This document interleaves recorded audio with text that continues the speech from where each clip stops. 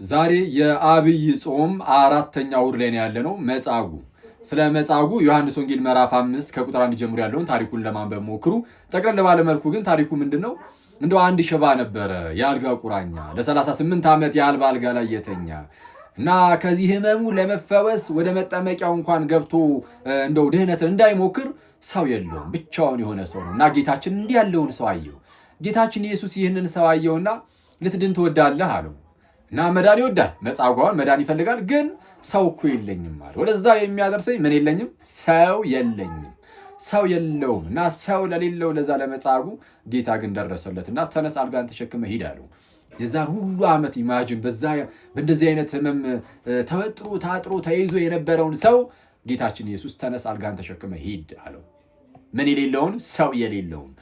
ጋይስ ሰው የለኝም የምንል በጣም ብዙ ሰዎች ልኖር እንችላለን ማለት በህይወታችን ውስጥ በተለያየ ጉዳይ እና ሰው የለኝም የምንል ሰዎች ጌታ ግን እንዳለን በጣም እንደው ተስፋ እንድናደርግ የሚያደርገን ነገር ነው። ለምሳሌ በኃጢአት ውስጥ የሚመላለስ ሰው ካለ፣ የኃጢአት ልምምድ ውስጥ በኃጢአት ምልልስ ውስጥ ምናምን የሚቆይ አይነት ሰው ካለ አይ በቃ እኔ አቅም የለኝም ከእንደነዚህ አይነት ነገሮች ውስጥ ልወጣ አልችልም ብሎ ተስፋ እንዳይቆርጥ። አዎ አቅም ላይኖርሽ ይችላል፣ ጌታ ግን አለ። አቅም የለኝም ሰው የለኝም አይደል ያለው መጻጉዕ፣ ግን ጌታ ኖረው። ልክ እንደዚህ ሁሉ አቅም የለንም ከዚህ መውጣት አንችልም የምንል ሰዎች ጌታ ግን አለን። ስለዛ ጌታ እንደዚህ በቃ ውድቅ ካልንበት ቦታ አንስቶ ተነስ በጽድቅ በህይወት ተመላለስ ተብሎ ደግሞ ሊረዳን ሊያነሳን ከወደቅንበት ሊያነሳን የሚችል ነው። ስለዚህ በጌታ ተስፋ እንቁረጥ፣ በጌታ ተስፋ እናድርግ ሁሌም። ከኛ የሚያስፈልገው ልክ መጻጉዕ መዳንን እንደወደደ እኛም መዳንን እንውደድ። ጌታ ግን ደግሞ ብድግ ብለን ደግሞ በህይወት በጽድቅ በቅድስና እንድንመላለስ ያደርገናል ነው። ይቆየን። መልካም የጌታ ቀን። አባቱ ሌላ ነው አብ ይባላል፣ እሱ ደግሞ ወልድ ነው ሌላ ነው ኢየሱስ ይባላል ካሉ ደግሞ ስንት ሆኑ? አሁን ማን ነው ታዲያ ከሁለቱ እግዚአብሔር ማን ነው? ሁለቱም ካሉን ስንት እግዚአብሔር አለ? ሁለት እግዚአብሔር ደግሞ የለም። አንዱ ነው ካሉን ደግሞ ይምረጡ። አንዱን ሲመርጡት የዛነ ያልተመረጠው እግዚአብሔርነቱ ይሰረዛል ማለት ነው። ትላንት በሰራሁት ቪዲዮ ላይ እንደምታስታውሱት ኢየሱስ እግዚአብሔርም የእግዚአብሔር ልጅ መሆኑ እርሱ ለራሱ አባት እርሱ ለራሱ ልጅ ሊያስብለው እንደማይችል የራሳቸውን የኡስታዙ ልጅ ሃይደርን አንስቼ ያሳይቼ ነበር። ሃይደር ሰው ነው፣ የሰው ልጅም ነው። ሰው ተብሎ የሰው ልጅም መባሉ ሃይደር እርሱ ለራሱ አባት እርሱ ለራሱ ደግሞ ልጅ ነው እንደማያስብለው ሁሉ ጌታ ኢየሱስም እንዲህ ሊያስብለው አይችልም የሚል ነገር አስቀምጠን ነበር። ቀጣዩ ጥያቄያቸው ምን ይሆናል? ኢየሱስ እርሱ ለራሱ አባት ካልሆነና ሌላ አባት ካለው አብ ከሆነ አባቱ እርሱ ራሱ ደግሞ ወልድ ወይም ልጅ ብቻ ከሆነ አባትና ልጅ ሊሆኑ ነው። አባት አምላክ ከሆነ ልጅም አምላክ ከሆነ ደግሞ ሁለት አምላክ ሊሆኑ ነዋ የሚል ጥያቄ ተነስቷል። እሱን እንመልስ። አብ አምላክ ነው፣ ትክክል። ወልድም አምላክ ነው ኦፍ ኮርስ። ግን ደግሞ ወልድ አምላክ መባሉ ሁለት አምላኮች እንዲኖሩ ያደርጋል? አረ በፍጹም አያደርግም። ከምን አንጻር? ወልድ አምላክ ሲባል ከአብ የተለየ በራሱ ሌላ አምላክ ነው ማለት አይደለም። ይልቁንም ወልድ የተገኘው ከአብ ነው። ኦኬ ወልድ የተገኘው ከእውነተኛ አምላክ ከሆነው ከአንዱ አምላክ ከአብ ሲሆን ከአብ በባህሪ ሲገኝ የአብ መለኮት ስንት ነው? አንድ ብቻ ነው። የአብ መለኮት የወልድም መለኮት ሆነ ነው የምንለው እኛ። ኦኬ ወልድ የተገኘው ከማን ነው? እውነተኛ አምላክ ከሆነው ከአንዱ አምላክ ከአብ በባህሪ ከእርሱ ሲገኝ የአብ መለኮት የወልድም መለኮት ሆነ። የወልድም መለኮት በመሆኑ ምክንያት ወልድ ምንድነው? አምላክ ነው። ስቲል መለኮትነት ስላለው ማለት ነው። አብም አምላክ ነው። ኦፍ ኮርስ አብም አምላክ ነው፣ ወልድም አምላክ ነው ስንል ከዚህ አንጻር እንጂ ወልድ በራሱ ሌላ አምላክ ነው ማለት አይደለም። ሲጀመር መለኮትን ከየት ያመጣዋል? ወልድ እኮ የተገኘው ከአብ ነው። ከአብ ተገኝቶ ከአብ የተለየ አምላክነት ከየት ይመጣል ሲጀመር? ኦኬ ከአብ ከመገኘቱ አንጻር የአብን መለኮት ራሱን እንጂ ያለው ሌላ የተለየ መለኮት የለውምና ሁለት መለኮት ወይም ሁለት አምላክ ልንል አንችልም። ግን ደግሞ አብንም አምላክ እንላለን፣ ወልድንም አምላክ እንላለን። ምክንያቱም ሁለቱም መለኮትነት ስላላቸው። ወልድ የተገኘው ከማን ነው እንዳትረሱ? ከአብ ነው። ከዚህ አንጻር ልንመለከተው ይገባል። ታዲያ ግን ይህንን ስናነሳ ደግሞ ቀጣይ ሌላ ጥያቄ ይነሳል። ምን አይነት ጥያቄ? ኦኬ ወልድ ከአብ ነው የተገኘው ብላችኋል ከሆነ በሁለቱ መካከል መሽቀዳደም አለ ማለት ነው። በአባትና በልጅ መካከል መሽቀዳደም እንዳለ ሁሉ በአብና በወልድ በእነዚህ መካከል መሽቀዳደም አለ ማለት ነው የሚል ጥያቄ ይነሳል። እሱን ደግሞ ቀጣይ መልስላችኋለሁ።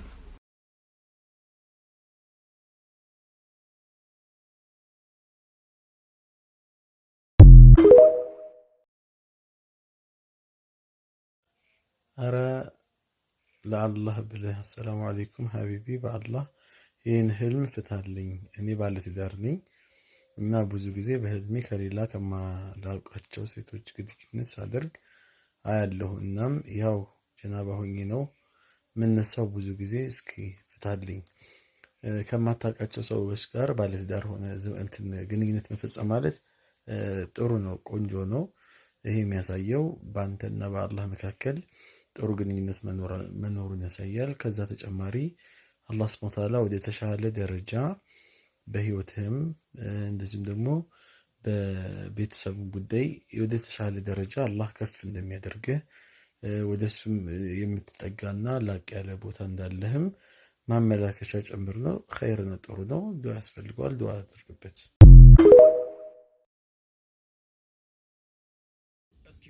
እምነት ማስገደድ የለም። የፈለገ ይመን የፈለገ ይካድ። ከፊሉ ሙስሊም እንዲሆን ከፊሉ ካህዲ እንዲሆን አድርገን የፈጠርኩት። ብፈልግ ኑሮ ሁሉንም በመራኋቸው ነበር። ሰዎችን እንዲያምኑ ታዲያ አንተ አስገዳጅ ነህን? በማለት ይህንን ሁሉ አውርቶ ሲያበቃ እምነቱን የቀየረ ግደሉት ብለዋል ነብያችን ብሎ የሚቀጠፈው ለምኑ ነው? እንዴት አድርጌ ቁርአኑ ጋር 100% የሚጋጭ ሐዲስ ልቀበል? አይደለም አንድ ቡኻሪ ላይ 100 ሚሊዮን ቡኻሪ ተሰብስበው ከአንድ ቁርአን አንቀጽ ጋር የሚጋጭ ሐዲስ ካመጡ ሙሉ በሙሉ ነው የምጥለው። እቺ የምታክል አልደነግጥም፣ ምንም አይመስለኝም። ይሄ ከቁርአን ጋር የሚጋጨውን ሐዲስ መጣል አልቀበልም ማለት በእኔ የተጀመረ እንዳይመስላችሁ። እነ አኢሻ እነ ዑመር ራሱ አንድ ሐዲስ ሲሰሙ ነብዩማ እንዲህ አይሉም ቁርአን እንዲህ እያለ ብለው ሪጀክት ያደርጉ ነበር። አንቀበልም፣ ተሳስተሃል፣ በደንብ አልሰማህም እያሉ ይመልሱባቸው ነበር ከቁርአን ጋር እያነጻጸሩ። አንዳንድ ሰው አላማህ ምንድን ነው ይለኛል። በእስልምና ላይ በየትኛውም ስም የተጨመሩ ወደ ቁርአኑን በሉት ወደ ሐዲሱን በሉት የተጨማመሩ ቅጥፈቶች፣ ቆሻሻዎች፣ ኮተቶች መጽዳት አለበት፣ መወገድ አለበት። አስቡት፣ አንድ ሰው አላመነበትም በውስጥ እስልምና ወደ ኩፍር መሄድ ፈለገ። እናርዳሃለን ከሄድክ እንዴ? አላመነበትም። አላህ እንዲመለክ የሚፈልገው አምነህበት፣ ከካድክም ካላሳመነህም መብትህ ነው። ቂያማ ቀን ላመኑት የራሱ ምንዳ አዘጋጅተዋል፣ ለካዱት የራሱ ቅጣት አዘጋጅተዋል። ቂያማ ቀን ነው የቸገረን። ዛሬ የአላህ ተወካዮች ነን ምድር ላይ ሁሉንም ሙስሊም ካላረግን ሞተን እንገኛለን። ከዛም ባሳልና ሁሉንም ተክፊር ካላደረግነው እንደኛ ሞተን እንገኛለን የሚል ግሩፕ ተፈጠረ። ስለዚህ እንደነዚህ አይነት ኮተትና ቆሻሻ የሆኑ ሐዲሶች ከቁርአን ጋር እንደሚጋጩ እያየኋቸው እንዴት ልቀበለው? እስኪ ያስረዱኝ። ወንድማችን እሸቱ መለሰ ከሰሞኑ እንግዲህ የተናገረው ንግግር ነበር። በዛ ንግግሩ ብዙ ኦርቶዶክሳውያን ቅር እንደተሰኙ እያየን ነው። እኔም ደግሞ ቅር ከተሰኙት መካከል አንዱ ነኝ። ወደ ዋናው ነገር ከመግባቴ በፊት ለእሸቱ መለሰ ያለኝ አክብሮትና አድናቆት አሁንም አልቀነሰም። ምክንያቱም በሰራው ስራ ማለት ነው። ከዚህ በፊት ቤተክርስቲያንን በመርዳቱ እንዲሁም ደግሞ የተቸገሩትን በመርዳቱ መልካም ስራዎችን በመስራቱ አክባሪው ነኝ። ዛሬ ላይ ሲያጠፋ የነዛን መልካም ነገሮች ያጠፋብኛል ማለት አይደለም። ነገር ግን ዛሬ ላይ ሲያጠፋ ደግሞ ያኔ መልካም ሰርቷልና እሱን አንናገርም ማለት አይደለም። የእፎይ ጉዳይ እንግዲህ ጥሩንም መልካሙንም ነገር ይዞልን መጥቷል። አንደኛው ለፎሎወር እና ለጥቅማቸው ሲሉ ቤተክርስቲያናቸውን አሳልፈው የሚሸጡ አጉል አሽቃባጭ የሆኑ ሰዎችን አይተንበታል። ለእምነታቸው ደግሞ ዋጋ የሚከፍሉና መስዋዕትነት የሚከፍሉ ሰዎችንም እያየንበት እንገኛለን። ወንድማችን እሸቱ በዚህ ቪዲዮ ላይ ወጥቶ ስለ ጓደኛው አብሮነት በሰርጉ ላይ ስለነበረው ነገር ብዙ ነገር አወራ። ያ ያወራው ነገር ለኛ የሚመለከተን ጉዳይ አይደለም። ከሱ ጋር ተዛዝላችሁ ልኖሩም የፈለጋችሁትን ልታረጉ ትችላላችሁ። ያ ለአንተ ነው። ዛሬ ላይ ወተን እፎይንም ብለን እፎይን ደግፈን እውነታው ይውጣ እሱ ካጠፋ የሚቀጣ ስንል እኮ እኛ ሙስሊም ወዳጆች ወይም ደግሞ ሙስሊም ጎረቤቶች ሳይኖሩን ቀርቶ ሌሎቹ ጋር በሰላም ሳንኖር ቀርተን አይደለም። መዋደድና በሰላም መኖር መከባበር ሌላ ነገር። ሃይማኖት ላይ ሲመጣ ደግሞ ሃይማኖታችን እየተሰደበና እየተናቀ ባጉል አብሮነት ግን ተሸፋፍነን ማለፍ ስለማንፈልግ ነው መስዋዕትነት እየከፈልን ዋጋ እየከፈልን እየጮን ያለ ነው እንጂ ወዳጆች ሳይኖሩን ቀርቶ አይደለም። አንተ ብቻ አይደለም ወዳጅ ያለ። ነገር ግን እዚህ ጋር ወጣ ሃይማኖተኛ ለመምሰልና እንደ ኦርቶዶክስ አክባሪ ከሌሎቹ ጋር አብሮ ለመኖር እንደው በቃ ቆራጥ የሆንክ ሰው በሚመስል መልኩ ወጣ የኦርቶዶክስ ወንድሞችን ስታብጠለጥል ሶሻል ሚዲያ ላይ ድምጻችንን እናሰማውን ሰዎች ደግሞ መተ ቤተክርስቲያኗ ማታቃቸው እውቅና ያልሰጣቻቸው ብለ ከፍ ዝቅ ስታረግ ሳይ በጣም ነው ያዘንኩት። ምክንያቱም እኛም እንዳንተ ማድረግ እንችል ነበር። መልካችነት ለማግኘት ፎሎወራችን እንዲጨምር ተቀባይነታችን እንዲጨምር እፎይን እየናቅን እያንቋሸሽን እነሱን እየደገፍን እኮ መስራት ቀላል። ነገር ግን ህሊና የሚባል ነገር አለ። የአምላክ ፍቅር የሚባል ነገር አለ። ለዛ ነው ወተን እየተናገረን ያለነው እንጂ እንዳንተ ተሞዳሟጅ ሆነን በሁሉ ዘንድ ተወዳጅ ሆኖ ማሳለፍ እኮ ቀላል። ነገር ግን ህሊና የሚባል ነገር አለ። ስለዚህ እሸቱ ወንድሜ በጣም አጥፍታል። ዛሬ ላይ ናከው ሶሻል ሚዲያ ላይ ያሉ ሰዎች የራሳቸውን ዶግማ የመሰረቱ የራሳቸውን እንዲያርገው ቤተክርስቲያን ያልሾመቻቸው የምትላቸው እህት ወንድሞች እኮ ናቸው የቤተክርስቲያን ድምጽ የሆኑት። እንዳንተ አይነት ታዋቂ ሰዎች ነገሮች እስከሚያልፉላችሁ ድረስ የኦርቶዶክስን ካባ አጥልቃችሁ ነገሮች ሲሳኩላችሁና ችግሩ ሲያልፍ ግን ቤተክርስቲያንን ስትወጉ ዛሬ ላይ አንተም ሆንክ ሌሎቻችሁ እየመጣችሁ ምንቋቸው ሶሻል ሚዲያ ላይ ያሉ ድምጻቸውን የሚያሰሙ ልጆች ናቸው። ክብሩን መጣ አልመጣ ስለ ቤተክርስቲያን ድምጽ እየሆኑ ያሉት። ግማሾቹ ደግሞ ስለ ቤተክርስቲያን አስተምሮ ፍለፊት ወጥተው እንደፉ አይነቱ ደግሞ ፊቱን ሳይሸፈን በአደባባይ ወጥቶ እየተናገረ ያለው እንጂ አንተ የደረስክበት ደረጃ ለመድረስ በጣም ቀላል መሙዳሙድ ብቻ ነው አስፈላጊነቱ። ከባዱ ነገር ግን ፍለፊት ወጥቶ እውነቱን እውነት ሐሰትን ሐሰት ማለት ነው ከባዱ። ስለዚህ እሸቱ ወንድሜ አንተ መተ የአምላክ መሰደብ የቤተክርስቲያን መሰደብ የክርስቲያኑ ወንድም መሰደብና መገፋት ሳይገድህ ወጥተ ለኛ የማይጠቅመን ከእንትና ጋር አብሬ እኖራለሁ አዝያለሁ ተኝቻለሁ ማለቱ ይሄ በጣም የሚያስተዛዝብ ነገር ነው። ስለዚህ አንተ እውነተኛ ኦርቶዶክስ ብትሆን ኖሮ የክርስቶስ መሰደብ የክርስቶስ መናቂ ገባ ነበር። አንተ ባሞገስከው ልክ ያ የወደድከው ጓደኛና አብሮ ሲኖር የነበረው ወዳጅ ለምን በሚዲያ ወጥቶ ኢየሱስ ክርስቶስ የክርስቲያኖች አምላክ ለምን ይሰደባል ለምን አላለ? ለምን አላየን? አብሮነት ካለ ማለት ነው። እውነት ከሆነ እሱ ስለምን ያንን አያረግም? አያረገውም መልሱ። ስለዚህ እባካችሁ ታዋቂነትን ስታገኙ ምን ስታገኙ እየመጣችሁ ኦርቶዶክሲያንን እንደው ቁልቁል ለመምታትና ቤተክርስቲያኗ እንደው እየተሰደበች እየተናቀች ትኑር ችግር የለውም ዋናውን ያጉደልብኝ አትበሉ እባካችሁ። ትዝብት ላይ ነው የሚጥላችሁ። ለእሸቱ ወንድሜ በመጨረሻ ማስተላልፈው ሰከን ብለህ ተረጋግተህ የሰራው ቪዲዮ ስህተት መሆኑ ገብቶ እንደምታጠፋው ሙሉ እምነት አለኝ።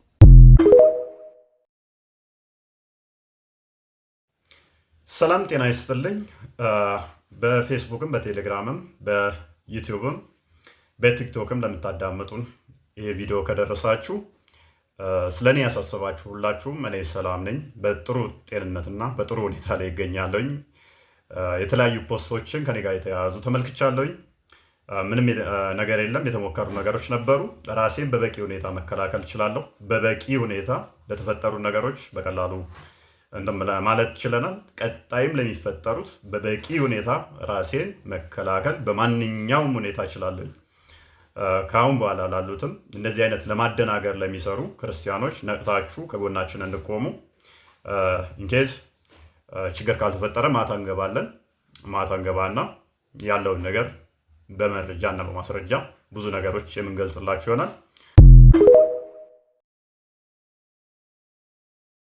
እሸቱ መለሰ እኮ ልክ ነው።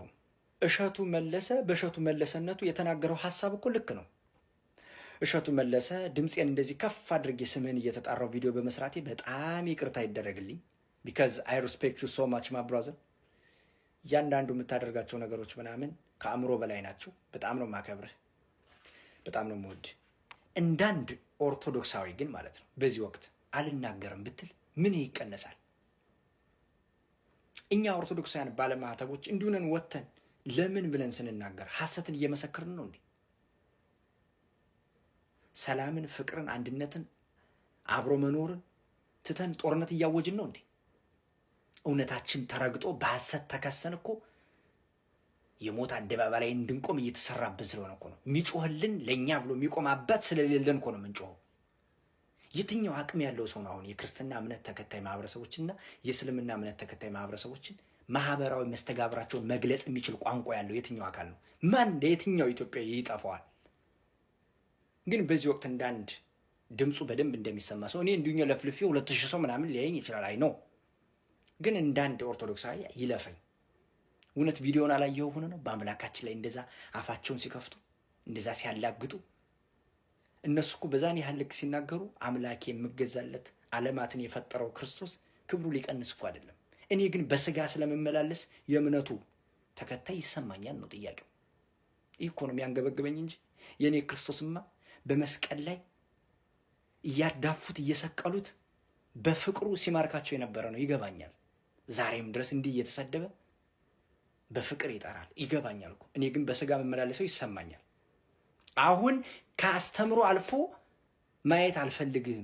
አንተን መጣ አሳደ ያዘው በሐሰት ከሶ ለመግደል ተነሱ። ይሄ ነው እኮ የሚያስችሆን። መጅሊሱ መግለጫ አውጥቶ ሰልፍ ሲጠራ ለእኔ ለባለ ማህተው የቆመልኝ አባት የለም። ለዛ ነው እንዲህ ነው የምንገበገበው እኮ። እሸቱ መለሰ ስታይን ጦርነት የምናውጅ መስሎ ነው እንዴ? ተቃራኒ ሆነን ለምን እንዲሆናል ብለን ስንል ከአንተ ሀሳብ ተቃራኒ ሆን ነው ኦርቶዶክሳውያን። እንደዚህ አይነት አስመሳይ ሰዎች ሀሳባቸውን በጣም ነው የምትጸየፈው እንደ ግለሰብ። በዚህ ወቅት ይለፈኝ ምን ችግር አለው? ወይ ደግሞ ዝም አይነው ድምጻችሁ ቶሎ ነው የሚሰማው፣ ቫይራል ይወጣል እኮ የእናንተ ጉዳይ ሲሆን ድምጻችሁን ተጠቅማችሁ እምነታችሁን እንደው ለምን እንዲህ ይሆናል ማለት ጥሩ ነበር። እንዴት ያለ ማስመሰል ነው! በነገራችን በግለሰብ ደረጃ አይደለም፣ በሃይማኖት አባቶች ደረጃ እንደዚህ ነው የሚያስቡት። ሀገር ያላችሁ ምናምን ነው መስሎ የሚታያቸው። ሀገር ያላችሁ ማለት ህገ መንግስቱ ለነሱ የሚሰራ የሚመስላችሁ አሉ። አይደላችሁም እያልኩ እኮ ነው ያለሁት። አሁን እኔ ለምሳሌ አሁን ያሉትን አባቶች የሚሰማችሁ ሰው የለም ነው የምላችሁ። አሁን መንግስት አይሰማችሁም፣ እኛ እንዳንሰማችሁ ደግሞ እየተሰራ ነው ያለው። አሁን እኛ እንዳንሰማችሁ እያደረጋችሁ ነው ያላችሁ። ቁጭ ብላችሁ ብትነጋገሩ ይሻላል። እና አስመሳይ ሰዎች ውሃ ብትጠጡ ብዬ እመክራለሁ። አይ ዘመን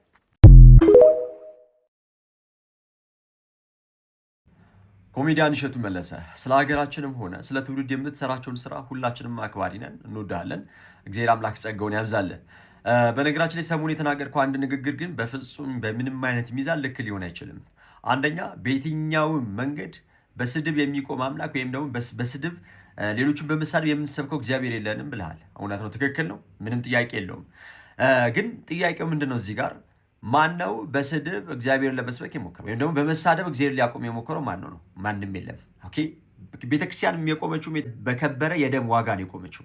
ኦኬ፣ ይህንን ልንረዳ ይገባል። ሁለተኛ ነገር ደግሞ ተራ ቲክታከሮች ብለህ ያልካቸው እነዚህ ቤተክርስቲያን ያላከቻቸው እንዲያስተምሩ ያልተላኩ ምናምን ብለህ ያልካቸው ብዙዎች ነፍሳቸው ከመናወጽ ብዙዎች ወደ ስህተት ጎዳና ከመሄድ ኦኬ ባሉበት እንዲጸኑ ያደረጉ ናቸው። እሺ ብዙዎችም ደግሞ ከድቅድቁ ጨለማ ወደሚደነቅ ብርሃን እንዲመጡ ምክንያት የሆኑ ናቸው። ማንም ሰው በራሱ ይተጋል፣ እግዚአብሔር ደግሞ እርሱ ላይ ይጠቀምበታል። እግዚአብሔር የሚጠቀምባቸው ምርጥ ባህሪዎች ናቸው እህቶችና ወንድሞች።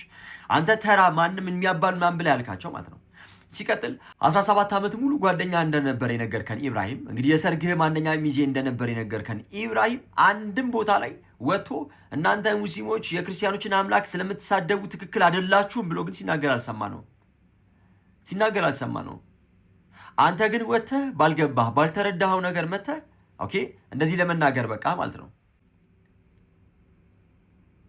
ለምንድን ነው አሁን ደርሶ ልክ ምንም ባልገባችሁ ነገር እንደው ደርሳችሁ አንድነት ሰባኪ ደርሳችሁ እንደው ሀገር ወዳድ እንደው በሁሉም ጋር ተወዳጅ ለመሆኑ የምትጥሩት? ይህ ለኢትዮጵያ ሕዝብ የሚነገረው አይደለም። እኔ ሙስሊም ጓደኞች አሉኝ፣ አብሮ አደጎች አሉኝ። በእነርሱ የደስታቸውን በሀዘናቸውን ጊዜ ተካፋይ ነኝ፣ በሀዘኔም በደስታ ጊዜ ተካፋይ። ይሄ ነገር ለኢትዮጵያ ሕዝብ ሊነገረው አይገባም። የሚነገረው አይደለም። ትናንትም የነበረ ዛሬም ያለ ወደፊትም እስከ መጨረሻው ድረስ የሚቀጥል ነገር ነው። አንድ ሀገር አለን። አዎ የአንድ ሀገር ህዝቦች ወንድማማች ይባላል። ወንድሞች እና እህቶች አሉኝ። ትክክል። አንድ ሃይማኖት ግን የለንም። እኔም ደግሞ የምወደው የማፈቅረው ኦኬ እድንበታለሁ ብዬ የምከተለው ደግሞ ሃይማኖት አለኝ። እርሱም ደግሞ እኔም እንዲነካ ደግሞ አልፈልግም ማለት ነው። ስለዚህ ባልገባህ ነገር ባልተረዳው ነገር ሀሳብ ሰጥተሃልና ወንድሜ እሸት ሆይ ምናልባት ወዳጆቹ ጓደኞቹ ናችሁ ሰዎች ባልተረዳው ነገር ሀሳብና አስተያየት እንደሰጠ እንዲረዳ ምናልባት ደግሞ እናንተም ደግሞ ከክርስቲያኖች ወገን ያለውን ደግሞ አሳዩት። ልታሳዩት ደግሞ ግድ ስለሚልም ማለት ነው። ይሄ ነገር አላየውም የሚል ከሆነ እንዲያይ ደግሞ እናንተ ደግሞ እንድታሳዩት ደግሞ እኔ ደግሞ እጠይቃችኋለሁ። ሲቀጥል ለሙስሊሞች ደግሞ አንድ መልእክት አለኝ። አንድ ቦታም ላይ እፎይ የተሳደበበት ቦታ ወይም እፎይ እንደው ያለ አግባብ እንዲህ ተናግሯል ብላችሁ የምትሉት ካለ በማስረጃ አሳዩን። እኛ ደግሞ እንላችኋለን አንድም ቦታ ላይ ያለ ማስረጃ ያወራው ነገር የለም። ስለዚህ የምትከሱት ክሳችሁ ልክ ሊሆን አይችልም ማለት ነው። ያለ ማስረጃ ያወራበት ቦታ ላይ ካለ አምጡና አሳዩን። እኛ ደግሞ እሱን ደግሞ እንወቅሰዋለን ማለት ነው። ለምን? ትክክል ስላልሆነ። ያለ ማስረጃ ያለ ምንም አይነት ንባብ ማውራት ትክክል ስለማይሆን ይህ በራሱ የሐሰት ክስ ስለሚሆን እንደዚህ ደግሞ ትክክል አይሆንም። ያኔ ነው በሐሰት የምንመሰክርለት አምላክ የለንም የምንለው። ስለዚህ እናንተ ለመሳሳታችሁ ያወጣና ያሳያችሁ ከምንድን ነው? ከመጽሐፍቶቻችሁ። ይህንን ግን የጀመራችሁት እነማን ናችሁ? እናንተ። እኛ እኮ አንድም እኮ እንደዚህ አይነት ኮሌጆች የለንም እኮ በእስልምና ላይ እኮ የሚሰጥ እኮ ትምህርት እኮ የለንም እኮ ስቲል እስካሁን ድረስ አንድም ትምህርት የለንም እኮ። እናንተ ግን ስንት ኮሌጅ እንዳላችሁና አናውቀውም እንዴ? ስንት መጽሐፍት እንጻፋችሁ አናውቅም? መጽሐፍቶቻችሁ መመልከት እንችላለን። ስለዚህ እውነት ለመናገር እንደዚህ ነገሮችን የጀመራችሁት እናንተ ኡስታዞቻችሁ ናችሁ እኮ። ክርስቶስን እንደዚህ ያዋረዳችሁት መስሏችሁ ለማዋረድ የዚህን ያክል ርቀት ሄዳችሁት እናንተ ነበራችሁ። ስለዚህ በማስረጃ አውጡ፣ አሳዩን። ያን ሰዓት ላይ እንዋቀሳለን።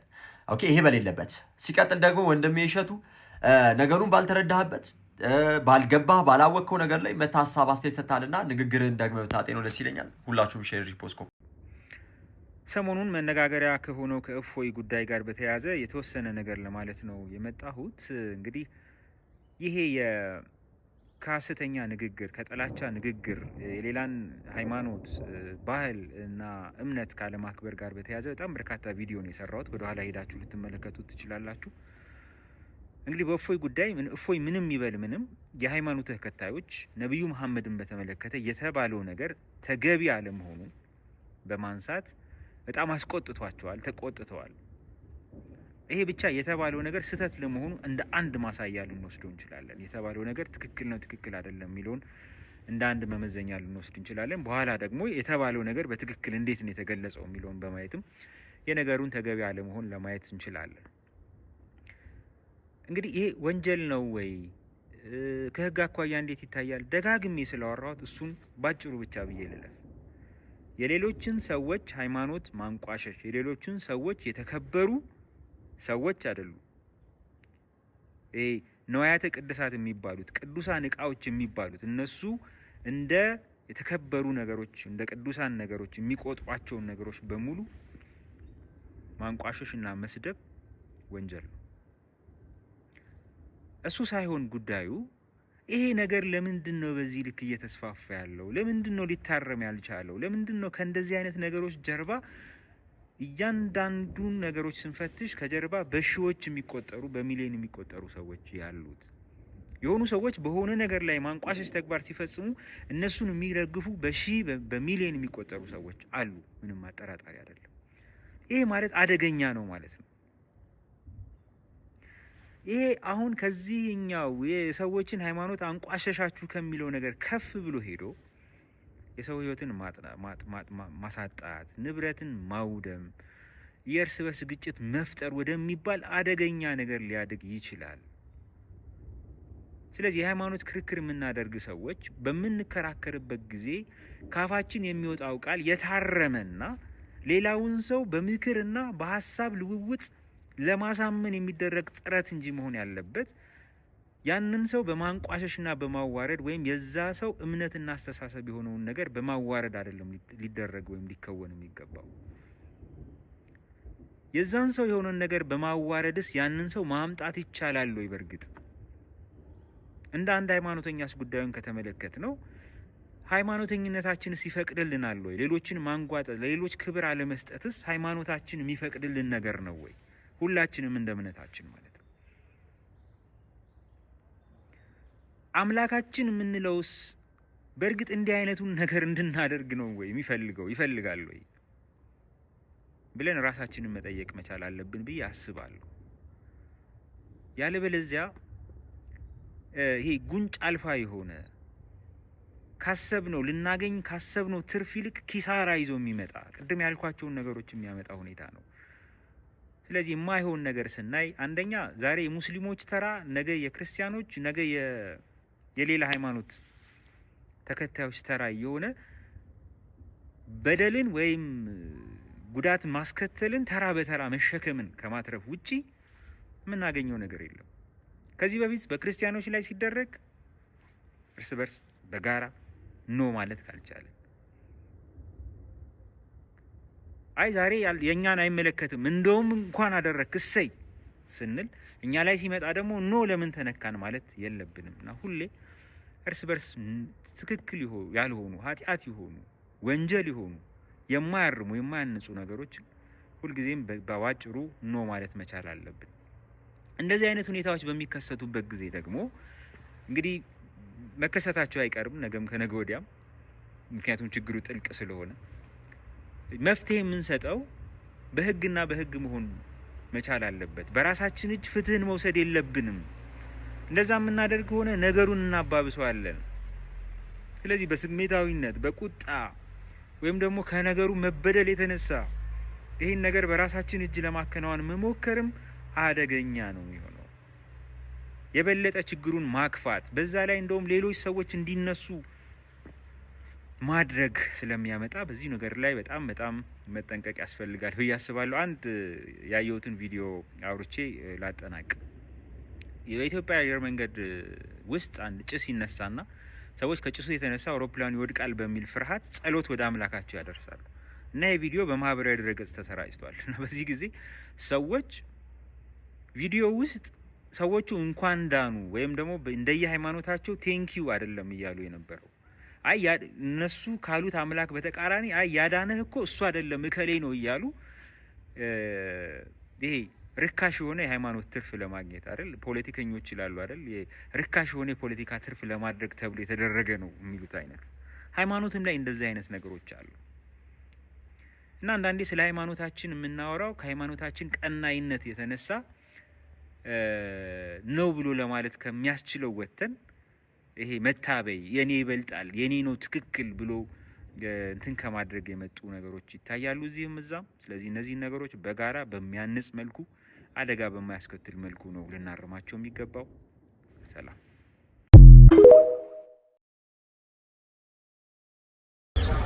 ይገርማል። ዲፌንድ ማድረግ ሲያቅት ኃይል ትጠቀማለህ። እፎይ በመጽሐፍቶቻችሁ ውስጥ ያለውን አውጥቶ አሳያችሁ። እናንተ ግን መመለስ ሲያቅታችሁ ፓወር መጠቀምና ለመግደል ነው የተራራጣችሁት። ምኑ ላይ ነው የእፎይ ስህተት? የራሳችሁን ሐዲሳትና ተፍሲሮችን አውጥታችሁ ማንበብ ሲገባችሁ እሱ አውጥቶ አሳያችሁ። ለምንድን ነው ለመግደል የተራራጣችሁ ታዲያ? ተሳደበ የምትሉት እንደ ኡስታዞቻችሁ እንደ አቃቢዎቻችሁ ቤተ ክርስቲያንን እግዚአብሔርንና ክርስቶስን የተሳደበ አለ? ይህንን አይታችሁታል? ያላሉትስ አለ? ወደ ሌላ ከመሄዳችሁ በፊት እኛ ተሳድበናል ወይስ አልተሳደብንም ብላችሁ ትጠየቃላችሁ። ቼክ ማድረግ አለባችሁ። ለእናንተ ተሳደበ የለም። በነገራችን ያው ያለ ማስረጃ ያለ ምንም ማስረጃ ትሳደባላችሁ። እፎይ ግን ማስረጃ አውጥቶ ሲያሳያችሁ ስድብ መሰላችሁ። ለእኛ መገደል ጽድቅ ነው፣ ለእናንተ ግን መግደል መሸነፍ ነው። መሸነፍ ነው። የእውነቴን ነው የምላችሁ፣ መሸነፍ። ኧረ እስቲ ከቻላችሁ ተፍሲራችሁን አንብቡና አውጡና ዲፌንድ ማድረግ ሞክሩ። ቤተ ክርስቲያን ግን በዚህ ጉዳይ ላይ ለምን ዝምታ መረጠች? ኢኦቲሲስ ባለፈው ተራሩጦ ስለ ጥንታ አብሶ ላይ እንደዛ ተሯሩጣችሁ ያወራችሁ፣ አሁንስ ስለ እፎይም አላላችሁ። ቤተ ክህነት፣ ቅዱስ ሲኖዶስ ዝምታ መርጣችኋል። ቤተ ክርስቲያን ለምን ዝምታን መረጠች? ይገደል። ከክርስቶስ ፍቅር ማንም አይለየም። መከራ፣ ችግር፣ ሰይፍ፣ ሞት ከክርስቶስ ፍቅር የሚለየን ነገር የለም። ሰላማችሁ ይብዛ።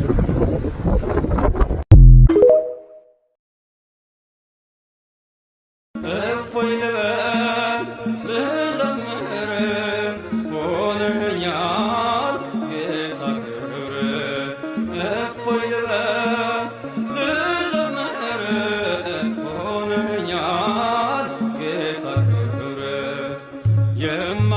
የማይሸረሸር አለቴ የማይናጋ መሰረቴ ኢየሱስ ክርስቶስ ሞገሴ አንተነ የፍቅር ነፍሴ። እፎይ ልበል ልዘምር ሆነኛል ጌታ ክብር። እፎይ ልበል ልዘምር ሆነኛል ጌታ ክብር። የማይሸረሸር አለቴ የማይናጋ መሰረቴ ኢየሱስ ራሴ አንተነ የጽድቅ ነፍሴ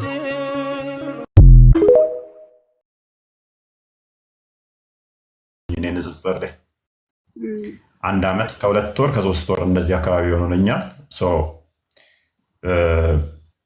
ራሳቸው ያውቁታል፣ ኦልሞስት ያውቁታል። ደጋግመውም አንደኛውም ደግሞ ትናገራለህ ራሳ አታክ አድርገውኝ ነው ወደዚህ የገባሁት እንጂ ብዙም የንጽጽሩን ዓለም ስለማላውቀው ሌሎቹ ንጽጽሩን ዓለም ጀስት ፓሽኔት ሆነው እዛ ላይ እንስራ ብለው ምናምን ስለሆነ እኔ ደግሞ እንደዛ አይደለም። ዜና የሆነ ሰዓት ታስታወሳችሁ ስልጤ ላይ ተፈናቀሉና ተፈናቅለው የተፈናቀሉበት ምክንያት ትንሽ ጓደኛ የነበረ የእሱም ትንሽ ንብረቶች ምናምን ወድመውበታል እና ኬዙ ምንድነው? እሱ መተት አደረጉብን። በመተት ምክንያት ነው ተማሪዎች የሙስሊም ተማሪዎች ትምህርት ማይገባቸው፣ ሴቶቹ የሚወድቁት ከትምህርት በክርስቲያኖች ኦርቶዶክሳውያን መተት አድርገውባቸው ነው የሚል ዜና እንደሆነ መረጃዎችን እንዲህ ስሰማ ምናምን ነገር ረበሸኝ። ምን ማለት ነው? ምንም ማያውቅን ሰው ከዛ አንተ ደደብ ሆነህ ትምህርት ስላልገባ ስትወድቅ ክርስቲያኖች መተት አድርገውብኝ ነው። ከዛ እንትን ለማየት ሞክሬ ነበረ ዜናዎች እነሱን ሳይድ ለማየት ስሞክር አሮንቱ ምናምን ነገር ፎቶችን የልጆቻችን ፎቶ ቤተክርስቲያን ውስጥ አለ ይላሉ። እንዴት ነው እነሱ ቅዱሳን ናቸው? የአንድ የሙስሊም ሴት ተማሪዎች ፎቶ እንዴት ነው ቤተክርስቲያን የሚሰቀለው? ምን እያሉ ነው የሚለው ትንሽ አበሳጨኝ። ምን እያሉ ነው እነዚህ ሰዎች ምናምን አልኩና ቪዲዮ ሰራው ማለት ነው። እንዴት እንደዚህ ይላሉ? እንደዚህ ሊሆን አይችልም። ፎቶቸው ቤተክርስቲያን ውስጥ ተሰቅሏል ካሉ እኔንም መተተኛ ነህ እያሉኝ ነው። ምክንያቱም ፎቶቸውን እያየው ነው ቤተክርስቲያን ውስጥ። ይሄ ስድብ